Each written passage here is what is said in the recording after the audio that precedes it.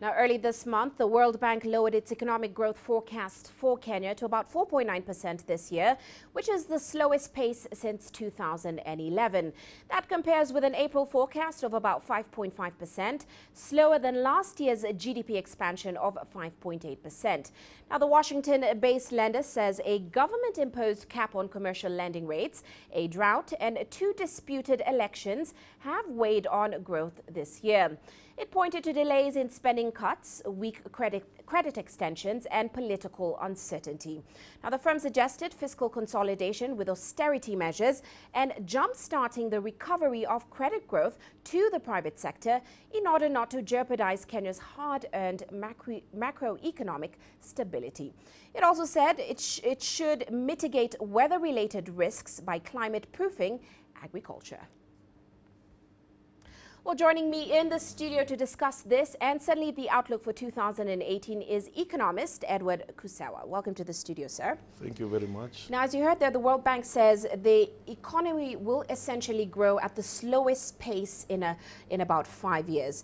A view we've seen that's weaker than the government's forecast, certainly, but more optimistic than what analysts are saying. What is your take? The World Bank is right. I mean, if you looked at the first quarter of 2017, we had a drought, and that drought led to, increased food prices. It also led to crop, that drought also led to crop failure, and there was also political uncertainty. So what happened is that Kenya also relies a lot on hydropower, which is the lowest form of energy. Now, that lowest form of energy, when there's a drought and poor rains, it means that there's high energy costs. So high energy costs coupled with high food prices brought in an inflation rate that had not been seen of about 10.3 in 5 years. So that has led to this decrease. Again, private investors have been pulling outside because of the political uncertainty that the general election was going to create. Well, let's talk a little bit more about this political uncertainty. How much was it a damper on growth? And suddenly, is Kenya out of the woods yet? Well, Kenya is not yet out of the woods yet. I mean, that whenever we have a political dispensation, whenever there's political uncertainty, it can take up to 1 year, 1.5 years before things normalize. But the standoff between the government and the opposition obviously brought a stall in the economy. And that stall of the economy forced the business, private investors to really rethink whether they should invest in this country. So they pulled out, some of them pulled out. So that uncertainty is going to last maybe for another 1.5 years moving forward, yes. Well, looking closer at the private sector, we've seen it take a hit from suddenly tighter lending conditions, due of course to this interest rate caps. What are your thoughts on whether we'll see moves this year to jumpstart the recovery of credit growth?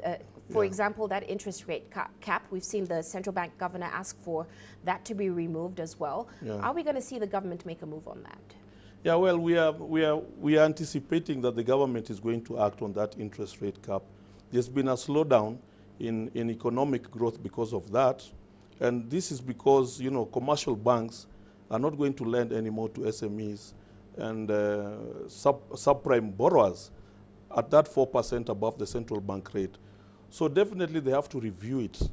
They have to look at the way they are going to review so that SME businesses can take off moving forward, yes.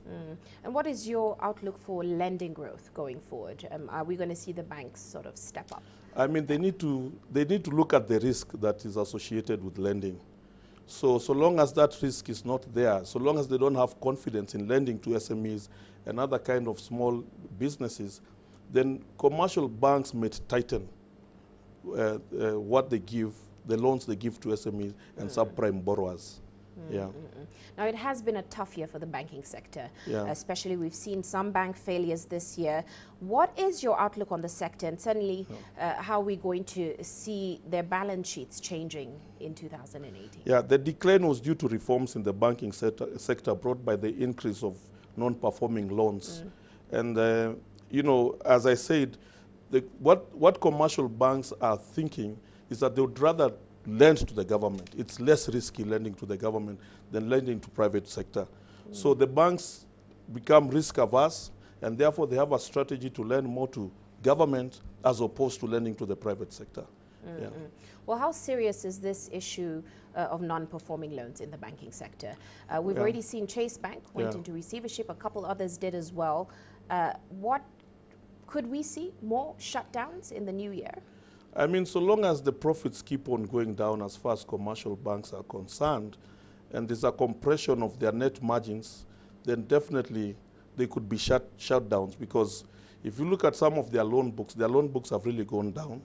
So they are really thinking about, and that's why there's a lot of pressure on the central bank to ease the, the credit, the interest rate capping, so that banks can get more profits, because banks operate by profits, and therefore if there are no profits, then they'll start rethinking, and maybe some may be pushed out of the market. And again, as you know, Kenya is overbanked with almost 41 or 42 banks with a population of 44 million. I think we are slightly overbanked.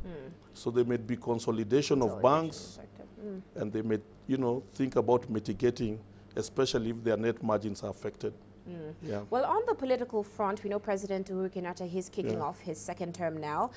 Analysts are saying it's critical that we see him enforce some type of fiscal consolidation going forward. Public debt has soared to about 57% of GDP. What do you expect from him? Can we expect some austerity measures from him going forward? Yeah, I mean, austerity measures are must. Fiscal consolidation are must. But that physical consolidation must be done extremely well, so that we do not affect development expenditure.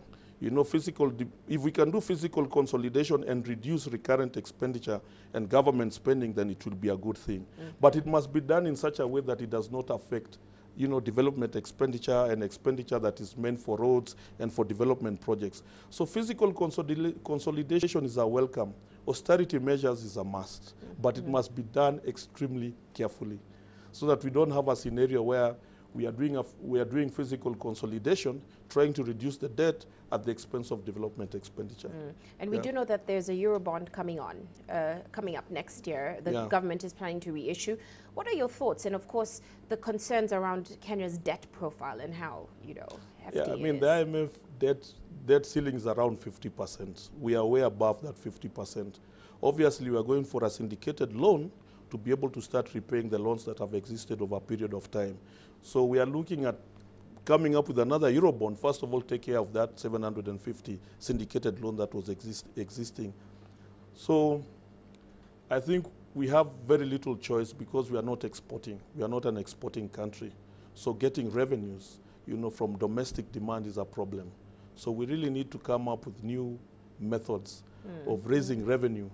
Otherwise, if we don't have those new methods of raising revenue, we have no choice but to go for syndicated loans abroad. Well, on that note then, what is your take on President Uhuru Kenyatta's last term and how he performed, and certainly your expectations? Is he doing a good job when we talk about corruption, job creation in the country, and certainly attracting investments? I mean, Kenya really was one of those economies that, if you looked at a lot of ratings, was rated very well, even during that last term of Kenyatta, which was between 2013 and 2017. But obviously there are issues around corruption.